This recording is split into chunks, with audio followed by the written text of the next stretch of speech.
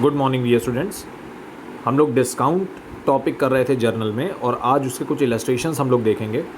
Discount के बारे में हमने प्रीवियस ऑनलाइन क्लास में भी डिस्कस किया था कि डिस्काउंट दो तरह का होगा, ट्रेड डिस्काउंट और कैश डिस्काउंट। ट्रेड डिस्काउंट को हम सिर्फ परचेज़ प्राइस या सेल प्राइस में से माइनस करते हैं, उसकी एंट्री नहीं होती, लेकिन कैश डिस्काउंट की एंट्री की जाती है। तो कैश डिस्काउंट भी दो तरह का होगा, डिस्काउंट रिसीव्ड और डिस्काउंट अलाउड। ट्रेड डिस्काउंट भी दो तरह का ही होता है, डिस्काउंट रिसीव्ड और डिस्काउंट अलाउड, पर उसकी एंट्री नहीं करते हम लोग। डिस्काउंट हमें मिल भी सकता है, डिस्काउंट हम दे भी सकते हैं। तो ट्रेड डिस्काउंट भी हमको मिलेगा, ट्रेड डिस्काउंट हम देंगे भी, तो वो भी दो तरह का हुआ, लेकिन उसकी एंट्री हमने नहीं की। कैश डिस्काउंट भी दो तरह का होगा, कैश डिस्काउंट हमको मिलेगा भी और कैश डिस्काउंट हम भी देंगे कस्टमर को, और इसकी एंट्री हम करेंगे। तो कहीं पे भी हम डिस्काउंट अलाउड या डिस्काउंट रिसीव्ड अगर लिख रहे हैं तो इसका मतलब हुआ कि हम कैश डिस्काउंट की एंट्री कर रहे हैं। तो आज हम लोग कुछ इलस्ट्रेशंस देखेंगे जिसमें डिस्काउंट के कुछ ट्रांजैक्शंस किए गए। तो इलस्ट्रेशन नंबर 5 सभी स्टूडेंट्स को दिख रहा होगा। तो लिखा हुआ है, enter the following transactions in the journal of Hari and company. 1 अप्रैल का ट्रांजैक्शन है, purchased goods from Vinod, list price 40,000 और 10% का ट्रेड डिस्काउंट। तो ट्रेड डिस्काउंट हम सिर्फ माइनस कर देते हैं। तो 40,000 रुपये में से अगर 10% माइनस कर दिया जाए तो आता है 36,000। तो आपको सिर्फ परचेज़ की एंट्री करनी है और पहली एंट्री सभी स्टूडेंट्स देखेंगे।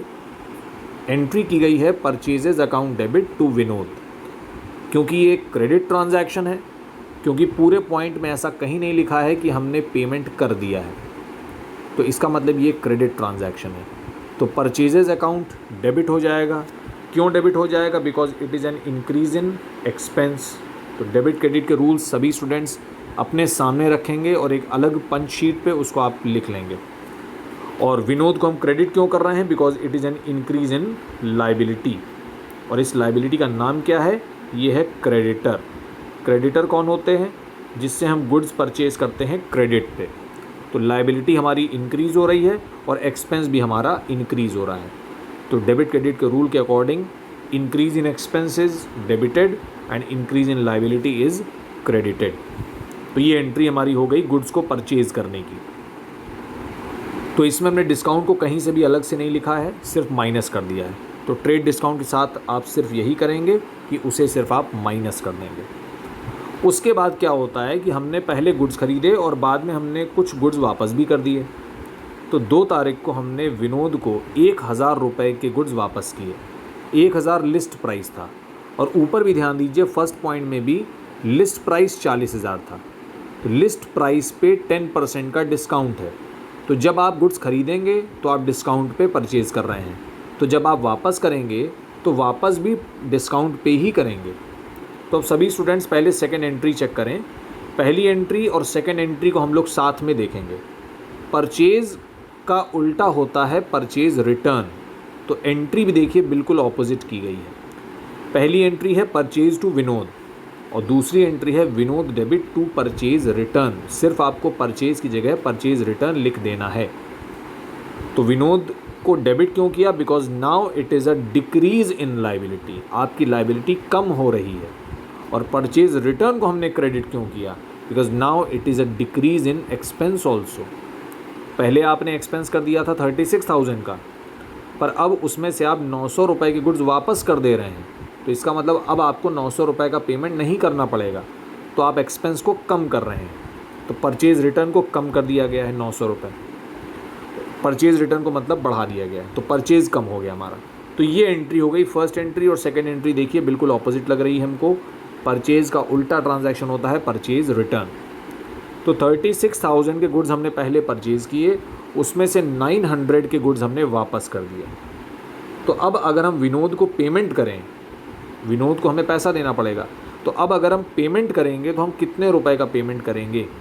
36,000 में अगर हम 900 रुपये हटा दें, क्योंकि अब हमको 900 का पेमेंट नहीं करना है, तो इसका मतलब हमें पेमेंट अब करना है सिर्फ 35,100 का। हमको पेमेंट करना चाहिए 35,100 का। लेकिन क्वेश्चन आपसे क्या कह रहा है कि 6 अप्रैल को आपने पे किया है 34,000 in full settlement. Full settlement का मतलब हो गया कि 34,000 का पेमेंट करने के बाद अब आपको कोई भी पेमेंट नहीं करना है। तो पेमेंट करना था 35,100 का, पर आपने पेमेंट किया सिर्फ 34,000 का। इसका मतलब 1,100 रुपये का पेमेंट आपको नहीं करना पड़ेगा, तो ये आपको डिस्काउंट मिल गया।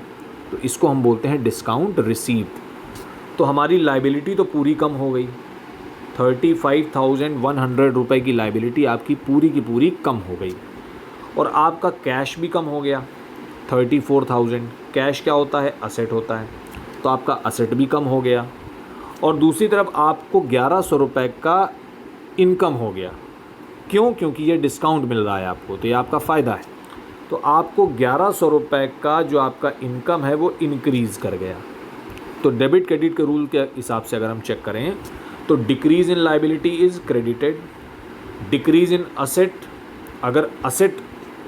Decrease in liability is debited, decrease in liability is debited, decrease in asset is credited. और अगर इनकम इंक्रीज़ होती है, अगर इनकम हमारी इंक्रीज़ हो रही है, तो ये भी हमने डिस्कस किया था कि ये भी क्रेडिट होता है। तो दो चीज़ें क्रेडिट हो जाएंगी और एक हमारा अमाउंट डेबिट हो जाएगा। तो एंट्री अब हम चेक करें तो Vinod debit to cash to discount received. तो विनोद का अकाउंट पूरी तरह से बंद कर दिया हमने। 35,100 रुपये बैलेंस बचा हुआ था, वो भी पे हो गया। और हमारा अकाउंट्स में फ़र्क क्या पड़ा कि कैश हमारा डिक्रीज़ कर गया 34 से, और डिस्काउंट रिसीव्ड देखिए क्रेडिट हो गया 1,100 से। तो डिस्काउंट रिसीव्ड हमेशा क्रेडिट होगा क्योंकि ये आपकी इनकम है, और इनकम अगर हो रही है आपकी तो वो हमेशा क्रेडिट होती है। तो इसलिए डिस्काउंट रिसीव्ड हमने क्रेडिट किया है। और डिस्काउंट आपको कब रिसीव होगा? जब आप किसी भी चीज़ का पेमेंट करेंगे। तो आप पेमेंट करते हैं तभी आपको डिस्काउंट मिलता है। तो हमने पहले गुड्स ख़रीदे, उसमें से कुछ गुड्स हमने वापस कर दिए, तो फाइनली अब हमको पेमेंट कितना करना था?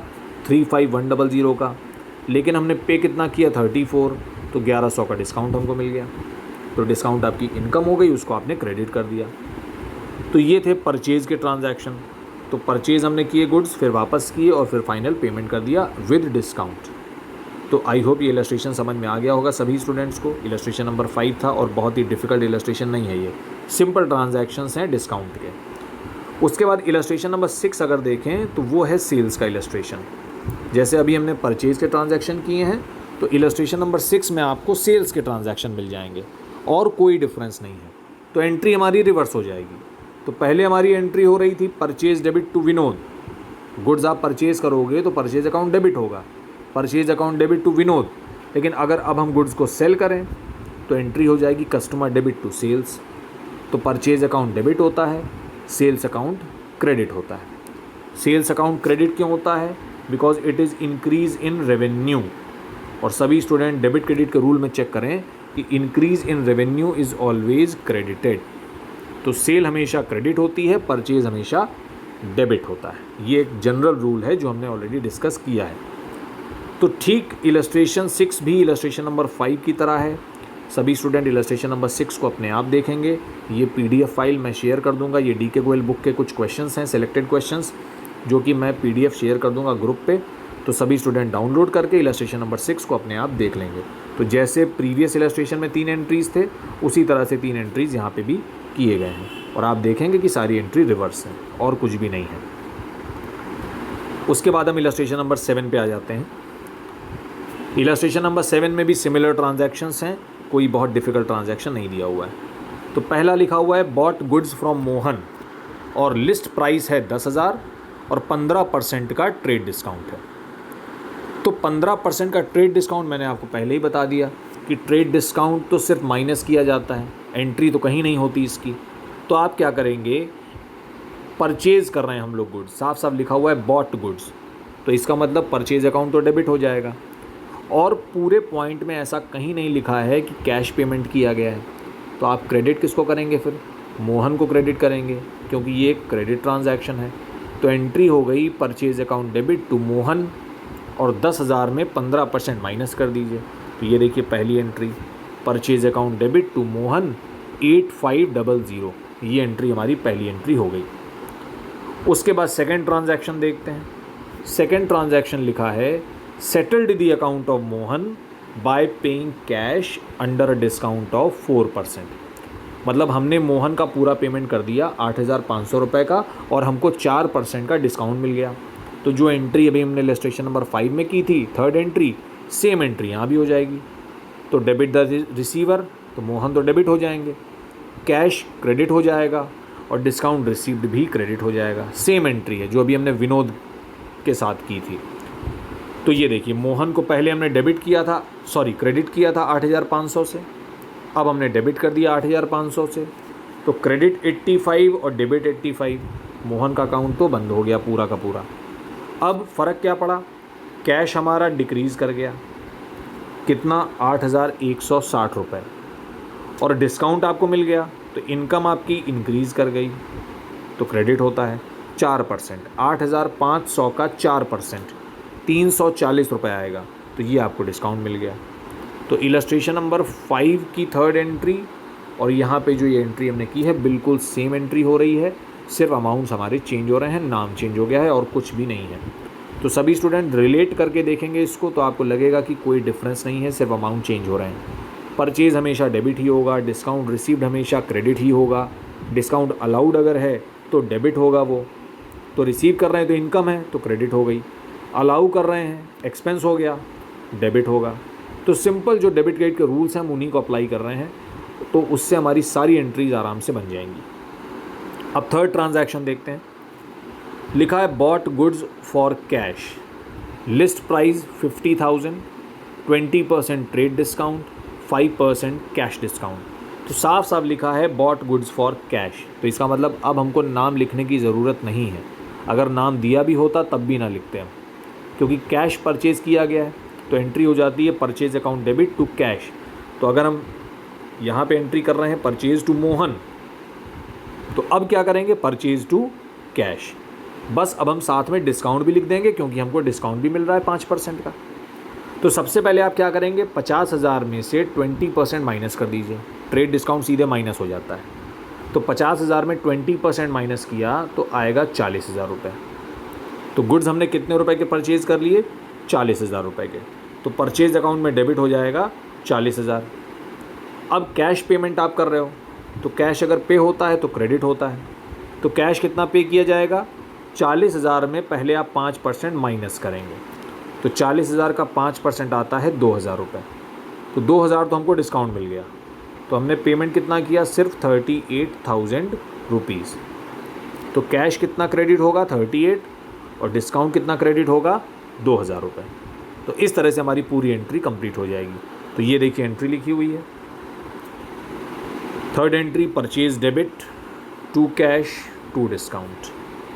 तो सेकेंड एंट्री में मोहन को हम पेमेंट कर रहे थे क्योंकि पहले हमने गुड्स खरीदे उससे, बाद में पेमेंट किया, और यहाँ हमने तुरंत पेमेंट कर दिया। तो अगर प्रीवियस 2 एंट्रीज़ को भी हम देखें तो मोहन का अकाउंट तो बंद हो गया था, मैंने बताया भी था आपको कि मोहन को आप पहले क्रेडिट करेंगे 85 से और फिर आप डेबिट भी करेंगे 85 से, तो मोहन का अकाउंट तो बंद हो जाएगा अपने आप, क्रेडिट भी सेम है डेबिट भी सेम है। तो ऊपर वाली एंट्री भी अब ज़रा आप चेक करें तो वही एंट्री बनी है, देखिए purchase account debit to cash to discount. तो अगर दोनों एंट्री को मर्ज करें तो हमको क्या एंट्री मिल रही है, purchase account debit to cash to discount. तो वही एंट्री यहाँ भी की गई है, बस फ़र्क इतना था कि पहले हमने क्रेडिट में ख़रीदा बाद में पेमेंट किया, और यहाँ पे हमने क्या किया, यहाँ पे हमने तुरंत पेमेंट कर दिया, क्रेडिट पे ख़रीदा नहीं हमने। तो बस इतना सा फ़र्क है और कोई फ़र्क नहीं है। लास्ट पॉइंट देख लेते हैं, सोल्ड गुड्स। अब गुड्स सेल हो रहे हैं फॉर कैश, साफ लिखा है फॉर कैश, तो एंट्री होनी चाहिए, पहले क्या एंट्री हो रही थी, परचेज टू कैश, अब हो जाएगी कैश टू सेल्स, उल्टी एंट्री। परचेज और सेल आपस में उल्टे हैं तो उल्टी एंट्री भी हो जाएगी। तो अगर कैश में आप गुड्स परचेज करते हैं तो एंट्री होती है परचेज डेबिट टू कैश, तो अब अगर सेल कर रहे हैं तो एंट्री क्या हो जाएगी, कैश टू सेल्स। 20,000 के गुड्स हैं, 10% का डिस्काउंट है, तो 20,000 में 10% माइनस कर देंगे, 18,000 आ जाएगा। तो गुड्स हमने कितने रुपए के सेल कर दिए, 18,000 के, तो सेल्स के सामने आ जाएगा 18,000। अब हमको ये देखना है कि पैसा कितना मिला। 3% का कैश डिस्काउंट माइनस करने के बाद पैसा मिला है आपको, तो 3% इसमें से और माइनस कर देंगे, तो 18,000 में से पहले आप 3% निकाल के माइनस कर दीजिए, तो जो आएगा अमाउंट वही पे करेंगे हम लोग सिर्फ, तो बचा हुआ पैसा तो मिलेगा नहीं हमको। तो इसका मतलब हम डिस्काउंट दे रहे हैं, और अगर आप डिस्काउंट दे रहे हैं तो ये आपका एक्सपेंस होता है। तो ये देखिए एंट्री नंबर 3 और एंट्री नंबर 4 साथ साथ देखेंगे। एंट्री नंबर 3 परचेज़ की थी और एंट्री नंबर 4 हमारी सेल्स की है। तो यहाँ पे परचेज़ डेबिट था, यहाँ सेल्स क्रेडिट है, उल्टे हैं आपस में। परचेज़ करेंगे तो कैश पे किया जाता है और डिस्काउंट रिसीव होता है। अब सेल्स की बात करते हैं। जब आप गुड्स सेल करोगे तो पैसा मिलेगा आपको, और अगर गुड्स सेल करोगे तो डिस्काउंट देना पड़ेगा आपको। तो डिस्काउंट अब हमारा क्या हो गया, एक्सपेंस हो गया, तो इंक्रीज़ इन एक्सपेंस। और कैश डेबिट क्यों हो रहा है, increase in asset. Good sell करेंगे तो पैसा मिलेगा। तो 18,000 का 3% आएगा 540 रुपये। तो 18,000 में 540 माइनस करने के बाद हमने 17,460 रुपये पे कर दिए। तो ये हो गया परचेज़ और सेल्स की एंट्रीज़ एक साथ। तो कैश डिस्काउंट की एंट्री की जाएगी, ट्रेड डिस्काउंट की एंट्री नहीं की जाएगी, और कैश डिस्काउंट सिर्फ उतने अमाउंट पे ही कैलकुलेट किया जाता है जितना आप एक्चुअली में पे करते हैं। अगर हम आधा पेमेंट करेंगे तो हमको डिस्काउंट भी आधे अमाउंट पे ही मिलेगा, पूरा पेमेंट कर देंगे तो डिस्काउंट हमको पूरे अमाउंट पे मिलेगा। तो ये डिफरेंस होता है कैश डिस्काउंट और ट्रेड डिस्काउंट में। तो आई होप ये इलस्ट्रेशन समझ में आ गया होगा सभी स्टूडेंट्स को। अब हम लोग इलस्ट्रेशन नंबर 8 करेंगे। लिखा हुआ है बॉट गुड्स फ्रॉम विश्वास, बॉट गुड्स, तो फिर से परचेज अकाउंट डेबिट हो गया। 1 लाख रुपए के गुड्स हैं, 20% ट्रेड डिस्काउंट है, माइनस कर दिया, 80,000 आ गया। 5% cash discount, paid full amount, तो इसका मतलब ये कैश परचेजेज है। तो अभी जस्ट हमने ऐसा ही ट्रांजैक्शन किया भी था, तो अब हमको किसी का नाम लिखने की कोई रिक्वायरमेंट नहीं है। एंट्री होती है purchase account debit to cash. बस अब ये हो जाएगा कि डिस्काउंट भी मिल रहा है तो डिस्काउंट भी साथ में लिख देंगे। तो परचेज अकाउंट डेबिट होता है, पेमेंट करेंगे तो कैश क्रेडिट होगा, और डिस्काउंट मिलेगा तो डिस्काउंट भी क्रेडिट होगा। तो डिस्काउंट रिसीव्ड हमेशा क्रेडिट ही होता है। तो यही एंट्री हमको सेम देखिए कर देनी है। First point, purchase debit to cash to discount. 80,000 के गुड्स परचेज़ किए, लेकिन पेमेंट हमने पूरा 80,000 नहीं किया, 5% का डिस्काउंट मिल गया, तो 80,000 का 5% हो जाएगा 4,000 रुपये। तो वो तो हमको डिस्काउंट मिल गया, तो इनकम हो गई, क्रेडिट हो गया, और कैश पेमेंट हमने कर दिया 76,000। तो इस तरह से हमारी एंट्री, अभी हमने 2 इलस्ट्रेशन में यही एंट्री बार बार देखी। उसके बाद नेक्स्ट पॉइंट देखते हैं। नेक्स्ट पॉइंट थोड़ा सा डिफरेंट हो जाएगा। फिर से हमने गुड्स परचेज़ किए हैं, 2 लाख रुपए के गुड्स, 5% का कैश डिस्काउंट है, 10% का ट्रेड डिस्काउंट है। तो पहले आप ट्रेड माइनस करेंगे, तो 2 लाख में 10% अगर माइनस किया जाए तो 20,000 माइनस हो जाता है। तो इसका मतलब अमाउंट आएगा 1,80,000 रुपये। तो हमने गुड्स परचेज़ किए हैं 1,80,000 के, तो परचेज़ अकाउंट हो गया डेबिट, परचेज़ अकाउंट डेबिट हो गया 1,80,000 रुपये से। उसके बाद हमको ये देखना है कि हमने पेमेंट किया है या नहीं किया है। क्वेश्चन कह रहा है half amount paid by cheque, सिर्फ आधा पैसा ही दिया आपने, पूरा तो पेमेंट भी नहीं किया आपने। तो जब आधा पैसा आपने दिया है तो आपको डिस्काउंट भी आधे अमाउंट पे ही मिलेगा, पूरे अमाउंट पे डिस्काउंट नहीं मिलेगा। ये हमने ऑनलाइन क्लास में भी डिस्कस किया था और अभी भी मैंने बताया ये चीज़। तो 1,80,000 का पहले आप अगर हाफ़ कर दें तो 1,80,000 का हाफ़ हो जाएगा 90,000।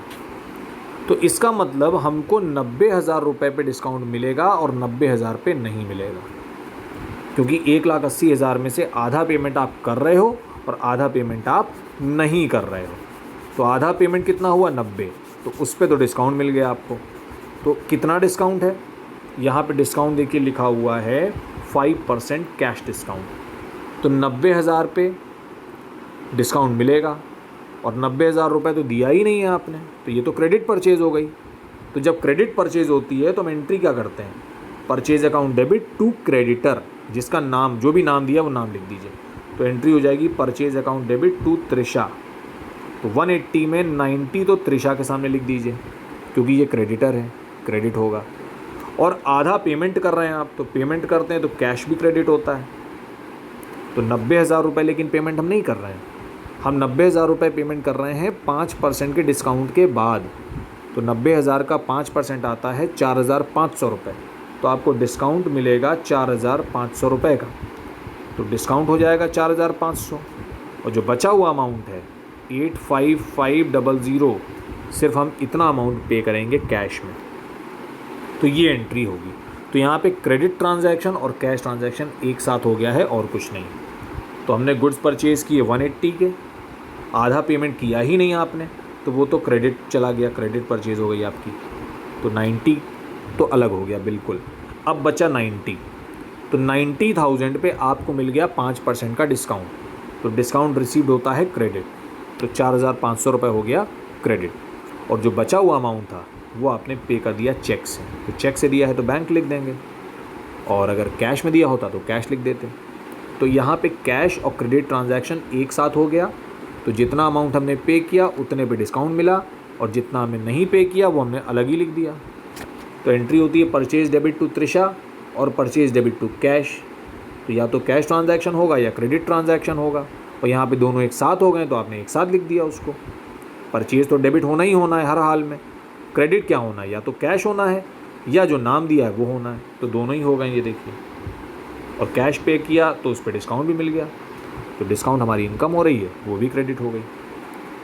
तो ये ट्रांजैक्शन था जिसमें कैश और क्रेडिट दोनों चीज़ एक साथ हो गई। 4 तारीख को देखते हैं गुड्स सेल हो रहे हैं। लिखा हुआ है सोल्ड गुड्स टू नुपुर 50,000 रुपये, 4% कैश 20% ट्रेड। तो पहले ट्रेड माइनस होता है, तो 50,000 में 20% अगर आप माइनस करें तो आ जाएगा 40,000 रुपये। तो 40,000 के गुड्स सेल हो गए। अब हमको ये देखना है कि पैसा मिला या नहीं।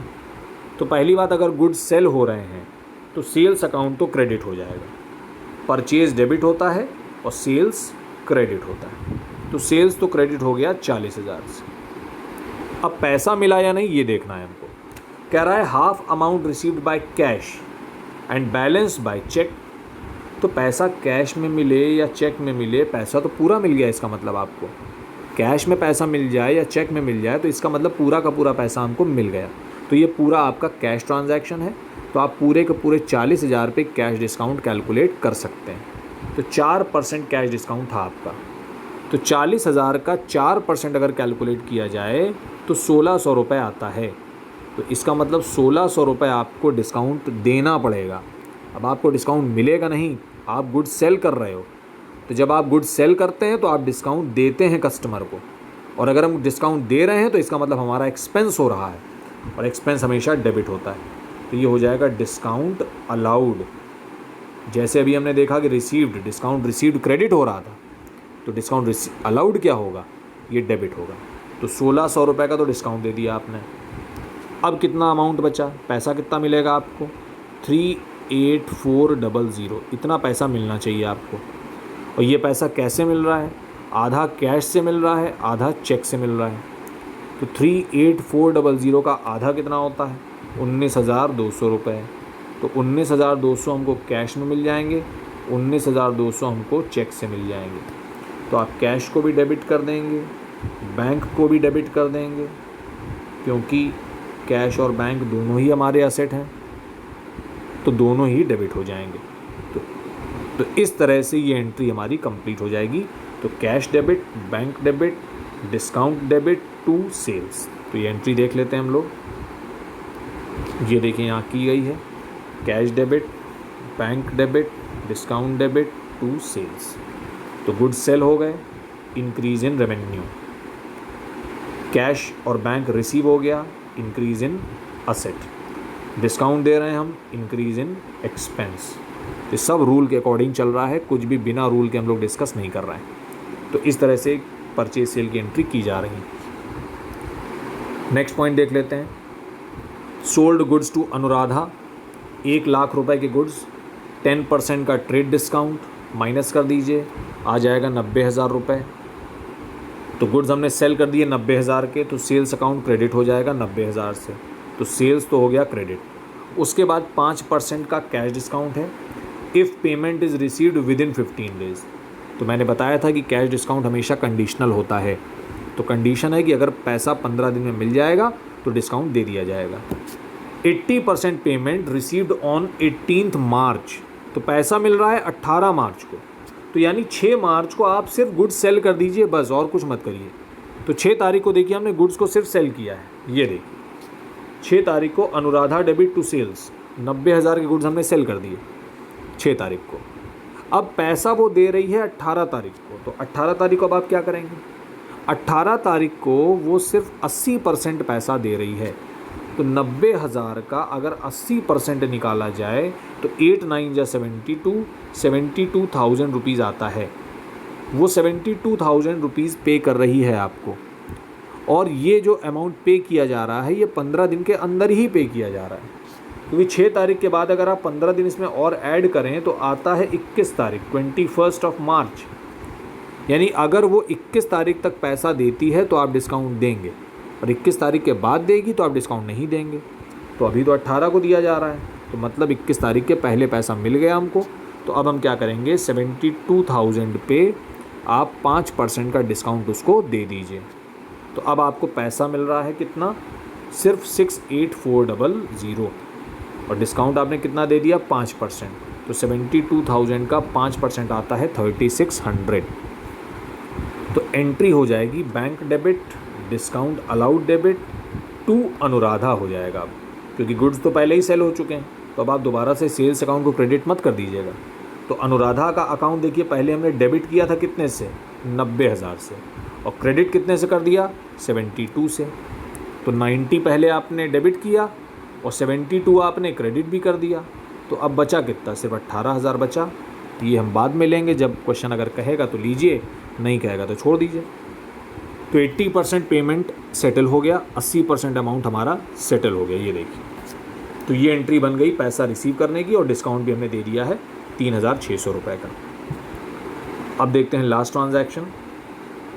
सोल्ड गुड्स, फिर से हम गुड्स सेल कर रहे हैं, 1 लाख के गुड्स हैं, 20% ट्रेड डिस्काउंट है, तो मतलब 80,000 का अमाउंट आ जाएगा।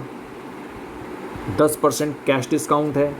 If payment is received with in 10 days, तो अगर 30 तारीख तक पैसा मिलेगा, 30 तारीख तक, 20 को तो गुड सेल हो रहा है, 10 दिन इसमें और जोड़ दीजिए, अगर 30 मार्च तक पैसा मिल जाएगा तो आप डिस्काउंट देंगे, और 30 मार्च के बाद मिलेगा तो डिस्काउंट आप नहीं देंगे। तो फ़िलहाल अभी तो हमको सिर्फ सेल्स की एंट्री करनी है, क्योंकि अभी पैसा तो मिल नहीं रहा है। क्वेश्चन कह रहा है शी पेड अमाउंट ऑन 26 मार्च, तो यानी कि 20 तारीख को तो आप सिर्फ सेल करिए। तो 20 को देखिए आपने सेल किया है, 20 तारीख को हमने गुड सेल कर दिए, सुधा डेबिट टू सेल्स 80,000। जैसे अभी हमने अनुराधा को सेल किए थे, वैसे ही हमने अब सुधा को सेल कर दिए, सेम एंट्री है। तो 6 तारीख को पहले सेल किया था, बाद में पैसा रिसीव हुआ था, ठीक वैसे ही 20 को आप सेल करेंगे, 26 को पैसा रिसीव हो जाएगा। तो ये देखिए 26 तारीख को हमको पैसा रिसीव हो रहा है। क्वेश्चन कह रहा है कि she paid half amount on 26, आधा पैसा, and 30% of the remainder on 31 March. तो 31 तारीख को वो बचे हुए अमाउंट का 30% देगी आपको। तो पहले तो हम 26 तारीख की बात करते हैं। तो ये देखिए, तो जिस तरह से पहले हमने किया था कि पहले गुड्स सेल किए थे, बाद में पैसा रिसीव किया था, ठीक वैसे ही आपने गुड्स तो सेल कर दिए और आधा पैसा उसने आपको 26 को दे दिया। तो 80,000 का आधा कितना हो जाएगा, 40,000। तो सुधा को आप डेबिट करेंगे पहले 80 से और बाद में क्रेडिट कर देंगे 40 से, तो आधा अमाउंट उसका कम हो गया। और इसके अगेंस्ट में आपको क्या मिला, आपको कैश मिला, लेकिन कितना मिला, 36,000 मिला सिर्फ, क्योंकि हम 10% डिस्काउंट भी देंगे उसको, क्योंकि उसने 10 दिन के अंदर पैसा दे दिया। तो 10% डिस्काउंट आप दे दो उसको, तो डिस्काउंट अलाउड भी डेबिट हो गया। ये देखिए पहले भी हमने यही किया था इस एंट्री में, और यहाँ भी यही कर रहे हैं, बिल्कुल सेम चीज़ कर रहे हैं, कोई डिफरेंस नहीं है एंट्री में। सिर्फ फ़र्क ये है कि यहाँ चेक से मिला था पैसा, यहाँ कैश से मिल रहा है, और कोई अंतर नहीं है, पूरी एंट्री बिल्कुल सेम है। ये देखिए सिर्फ नाम चेंज हो रहा है। तो 72 में डिस्काउंट दिया था 5%, 40 में डिस्काउंट दे रहे हैं 10%, बचा हुआ 36 मिल गया कैश में। तो 40,000 रुपये हमारा सेटल हो गया। अब बचा 40,000, बचा है 40,000, और क्वेश्चन ने कहा था 30% ऑफ द रिमाइंडर। तो 40,000 का 30%, 12,000 रुपये वो आपको 31 मार्च को दे रही है, और 31 मार्च को हम डिस्काउंट नहीं देंगे, क्योंकि अब 10 दिन से ज़्यादा का समय हो चुका है। तो 31 मार्च को आप सिर्फ पैसा रिसीव करेंगे, डिस्काउंट नहीं देंगे। ये देखिए यहाँ डिस्काउंट दिया, लेकिन यहाँ नहीं दिया। यहाँ एंट्री हुई कैश डिस्काउंट टू सुधा, और यहाँ हुई कैश टू सुधा। 12,000 मिल गया लेकिन कोई डिस्काउंट नहीं दिया उन्होंने। तो 30 तारीख के बाद पैसा मिला, कोई डिस्काउंट नहीं दिया, और 30 के पहले मिल गया 26 को तो डिस्काउंट दे दिया। तो परचेज और सेल के ट्रांजैक्शंस पे इस तरह से डिस्काउंट कैलकुलेट किया जाता है। ये क्वेश्चंस ट्रेड डिस्काउंट और कैश डिस्काउंट के हैं और बहुत ही अच्छे क्वेश्चंस हैं। तो मैं इस पीडीएफ को ग्रुप पे अब शेयर कर दूंगा, जिससे कि जो बचे हुए इलस्ट्रेशंस हैं वो भी सभी स्टूडेंट देख लें। इलस्ट्रेशन नंबर 9 देखिए दिया हुआ है। इस स्टूडेंट मतलब सभी स्टूडेंट इस इलस्ट्रेशन को भी अब देख लेंगे। बिल्कुल ईजी है, जैसे इलस्ट्रेशन अभी हमने किए हैं उसी तरह का इलस्ट्रेशन है। और उसके बाद इलस्ट्रेशन नंबर 10 भी सभी स्टूडेंट देखेंगे। तो इस बुक से भी आप लोग कुछ क्वेश्चन सिलेक्टेड मैं कराता रहूँगा, डीके गोयल बुक से भी, और आपकी अपनी जो टीएस ग्रेवाल बुक है उसके भी क्वेश्चंस मैं बताता रहूँगा। और ये इलस्ट्रेशंस देखने के बाद सभी स्टूडेंट्स ये क्वेश्चंस करेंगे जो इस पीडीएफ में दिए हुए हैं। ये सारे क्वेश्चंस आप लोग प्रैक्टिस करेंगे और इसका सॉल्यूशन भी मैं आपसे विदिन 2 डेज़ मंगा लूँगा। तो आज हम लोग डिस्काउंट के क्वेश्चंस करें हमने, और अब सभी स्टूडेंट इसकी प्रैक्टिस करें, इलस्ट्रेशंस को देखें और इसके अनसॉल्व क्वेश्चंस करें। और कोई डाउट होता है तो गूगल क्लासरूम पे मैसेज करके मुझसे पूछ सकते हैं। Thank you so much.